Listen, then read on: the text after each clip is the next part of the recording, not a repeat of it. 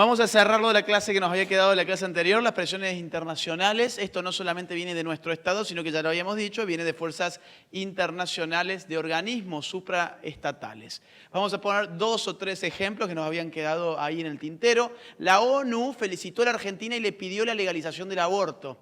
¿Qué hace la ONU pidiéndole a un Estado supuestamente soberano que haga una ley o no haga una ley? O sea, en la democracia, ¿a quién se debe el gobierno? Lo habíamos dicho, al pueblo. ¿La ONU es el pueblo de Argentina? No, son tecnócratas que en general ni siquiera conocemos sus nombres ni sus nacionalidades y sin embargo presionaron a nuestro gobierno para legalizar el aborto. Cuando el aborto no se legalizó, la ONU lamentó profundamente el rechazo del Senado y mandó una carta en ese sentido. Acá ya algo que hemos visto, cómo están bajando lo del tema del lenguaje inclusivo en cuanto al género de las propias Naciones Unidas.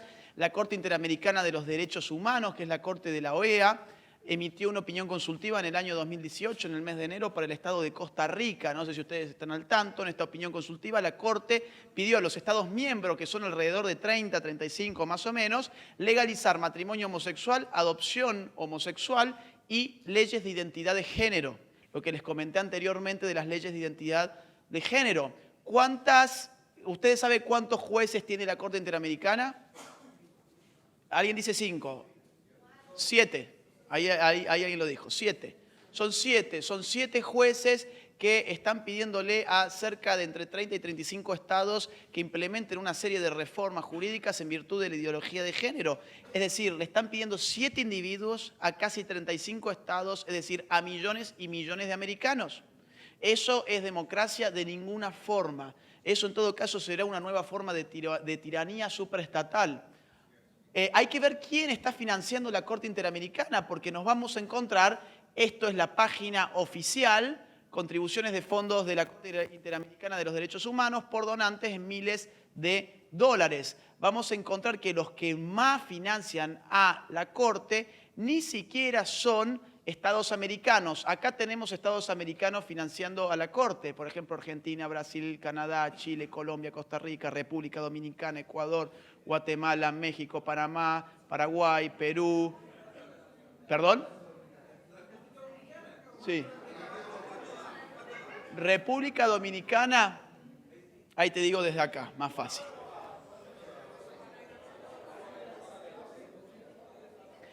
$363.000 en el año 2018. $363.000 para la Corte Interamericana en el año 2018, según las fuentes oficiales. En fin, pero tenemos acá otra fila, otro bloque de donantes a la Corte que son observadores permanentes, que paradójicamente ponen más dinero que nuestros propios gobiernos. ¿Quiénes son estos? Dinamarca, la Comisión Europea, Finlandia, Francia, Grecia, Alemania, Irlanda, Italia, Corea, Luxemburgo, Holanda, Noruega, España, el Reino Unido, Suecia y Suiza. ¿Qué hacen poniendo plata en una Corte Interamericana? Y acá tenemos donantes no estatales y organizaciones internacionales. Google, fíjense, UNICEF, la UNFPA, ¿se acuerdan del Fondo de Población? Que ya habíamos hablado del Fondo de Población. UNICEF, las Naciones Unidas, distintas universidades, la Ford Foundation, algo habíamos hablado también, muy vinculada con todos estos lobbies. Bueno, una serie de organismos no estatales. Estas fundaciones que hemos visto anteriormente están financiando la Corte Interamericana. Entonces, nuestra Corte Interamericana está teniendo, digamos, una suerte de parcialidad que puede ser manifiesta a partir de ver lo que son sus ingresos. Financiamiento, nos metemos ya así de lleno en el tema del financiamiento. Estas causas se financian muy, muy bien. Hemos hablado poco del financiamiento hasta ahora. Voy a ponerles algunos ejemplos. El año pasado, cuando luchábamos contra el aborto, yo les dije que se votó en el Senado el día 8 de agosto. El día 7 de agosto salió la contratapa de The New York Times teñida de verde. Y decía, senadores argentinos, el mundo los está mirando. Al senador argentino lo que le tendría que interesar en la democracia es que el pueblo sea el que esté mirando, no el mundo, que no es el que lo vota. ¿Quién pagó esto? Amnistía Internacional. ¿Cuánto dinero puso Amnistía Internacional? $1 millón le costó teñir la contratapa de The New York Times de verde, el color que hoy se usa para el tema de la causa proabortista. $1 millón. Esto nos habla a las claras de la cantidad de dinero que esta gente maneja, porque si yo les dijera hoy, oigan, amigos de Santo Domingo, yo les voy a regalar $1 millón, acá tengo el cheque, para que ustedes lleven adelante la causa pro vida en República Dominicana. ¿Alguien de ustedes podría ser tan tonto de decir, bueno, voy a invertir este $1 millón que tengo en teñir la contratapa de un diario de celeste? Por más importante que sea el diario, no. Hay un montón de prioridades de un montón de cosas que haríamos previamente teniendo $1 millón. Pero si yo les digo, les doy $1.000 millones, ustedes evidentemente, quizás alguno diría, bueno, mira, ya que tenemos tanto, podría ser una idea a tener en cuenta teñir la contratapa de The New York Times de color celeste, que es el color pro vida. Y bueno, se lo tendrían en consideración. Pero con $1 millón no harías nunca eso. Necesitas mucha plata para hacer esta tontera.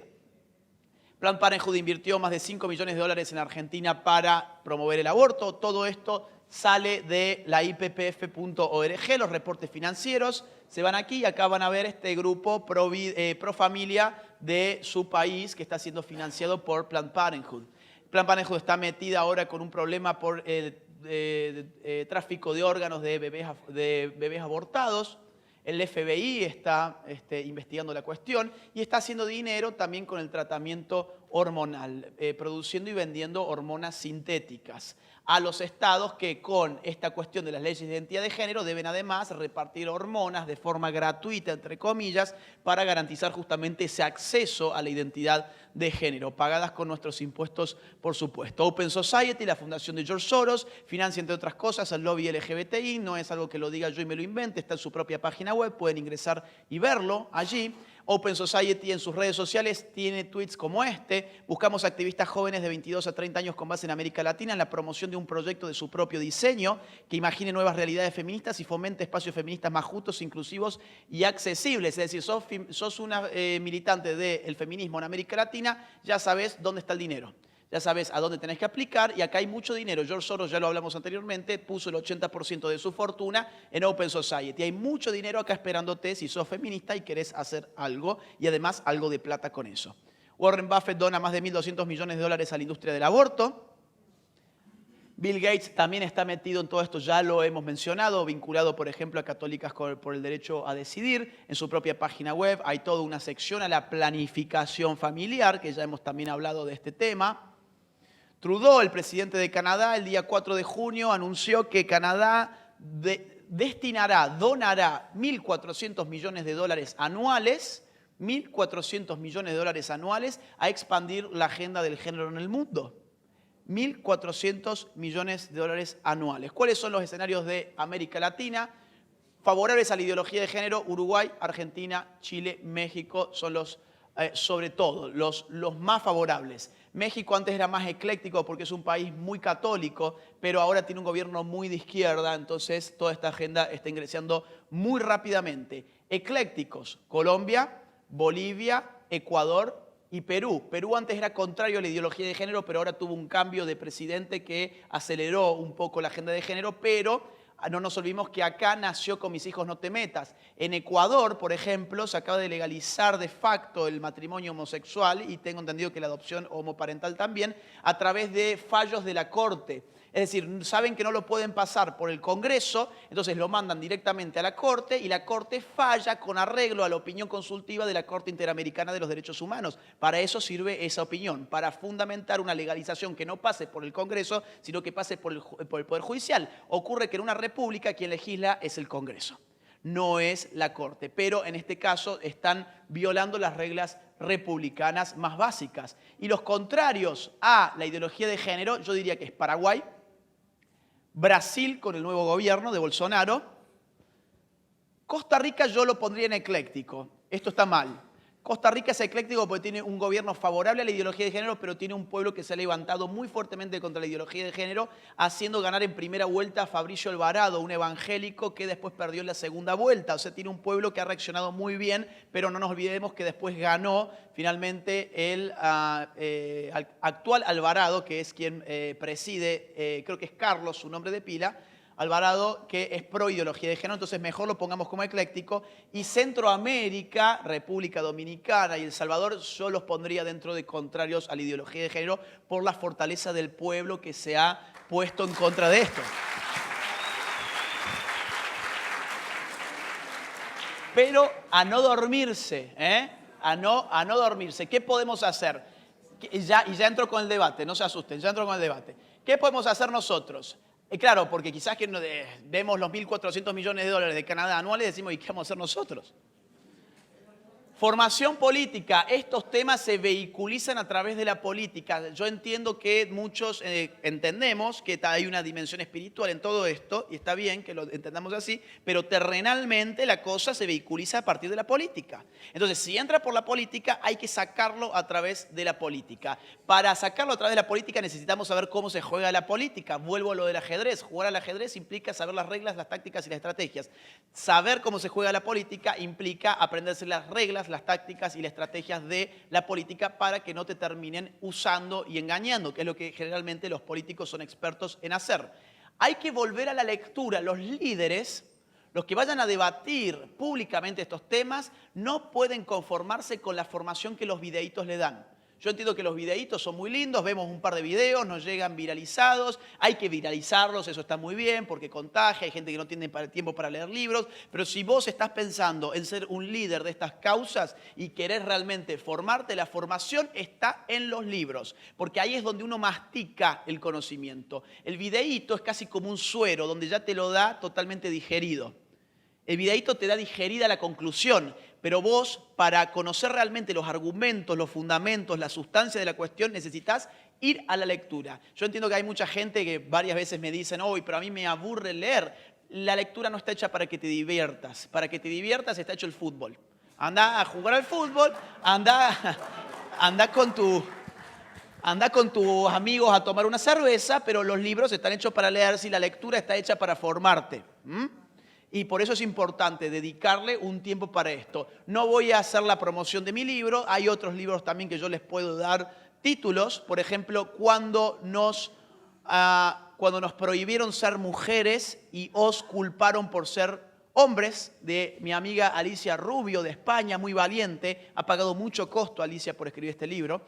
Alicia Rubio, cuando nos prohibieron ser mujeres y os culparon por ser hombres. El libro de Pablo Muñoz Iturrieta, un doctor en filosofía argentino que vive en Canadá, o sea, escribe de primera mano allá y lo hace desde una óptica más bien psicológica y psiquiátrica. Él tiene un máster en psicología. Pablo tiene un libro que se titula, su libro ha salido recientemente, y es Atrapado en el cuerpo equivocado.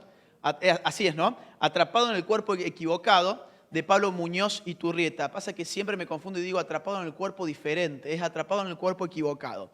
Después hay un buen libro de Gabriele Kubi, una socióloga alemana, Kubi, K-U-B-Y, que se llama La Revolución Sexual Global. Hay un muy buen libro difícil de conseguir de Jorge Escala, también cordobés, que él viene desde hace mucho tiempo escribiendo sobre estos temas, y su libro se llama IPPF, La industria de la muerte, o algo más o menos así. Pero búsquelo como Jorge Escala, IPPF. El libro es muy, muy, muy interesante. Muy bien. Discursos y argumentos seculares. Yo entiendo que este es un pueblo muy creyente y me parece excelente. Pero en estos temas, en el espacio público, tenemos que ser capaces de ofrecer argumentos que sean aceptados y razonablemente aceptados por todas las personas independientemente de sus creencias religiosas. Ayer tuvimos un caso que lo comentó Héctor de una persona no religiosa, no creyente, que vino a escuchar la charla, tomó el micrófono y dijo: yo vine con una idea totalmente distinta de lo que iba a ser esto, porque era en una iglesia evangélica. Yo pensé que aquí iba a haber alabanzas, iba a haber argumentos religiosos. Yo en principio estaba en contra de ustedes, pero ahora que vine y escuché, tiene mucha razón en lo que usted dice. Entonces nosotros tenemos que ser capaces de ofrecer argumentos en los cuales todos podamos estar de acuerdo independientemente de nuestras creencias religiosas, porque además es imprescindible lograr la alianza estable y duradera entre católicos y evangélicos. Si no se da eso,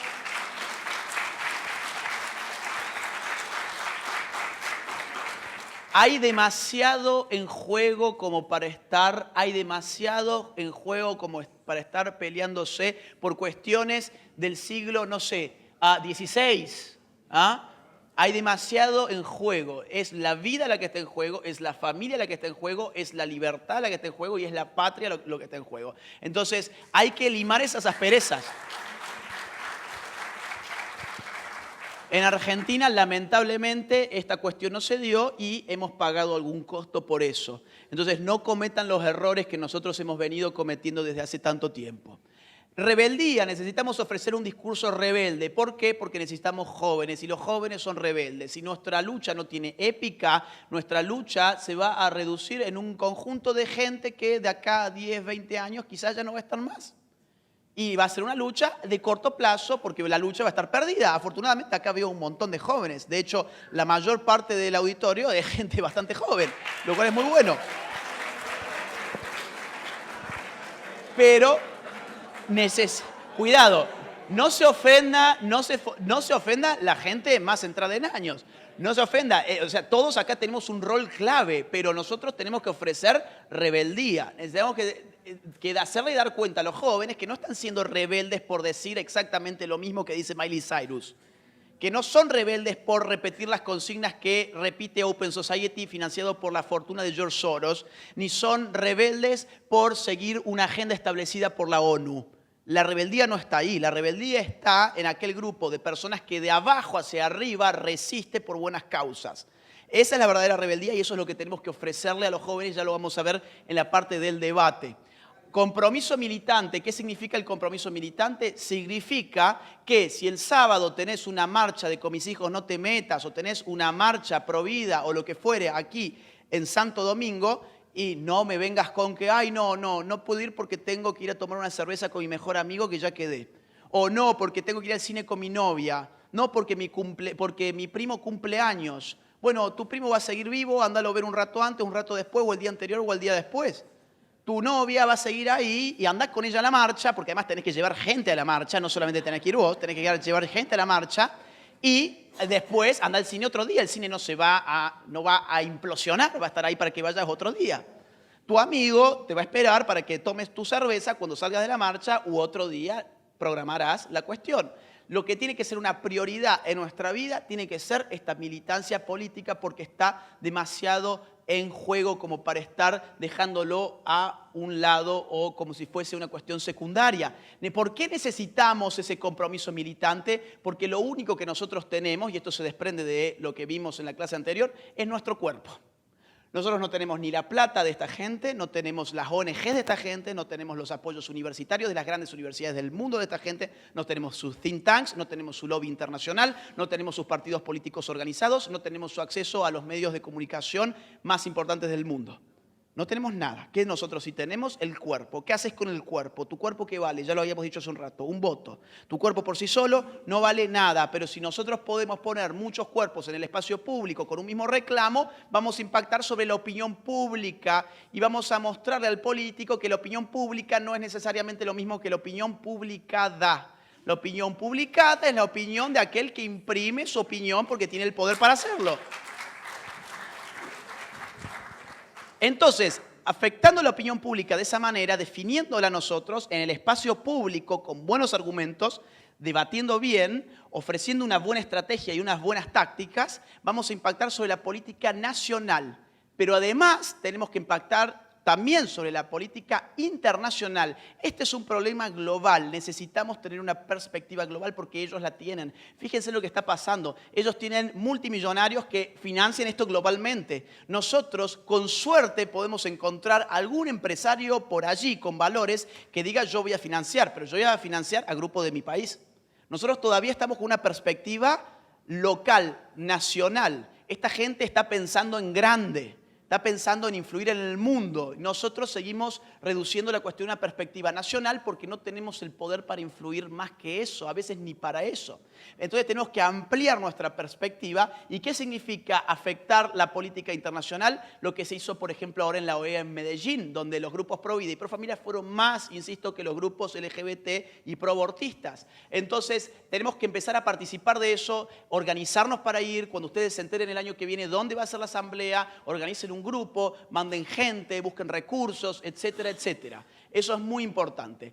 Muchas gracias.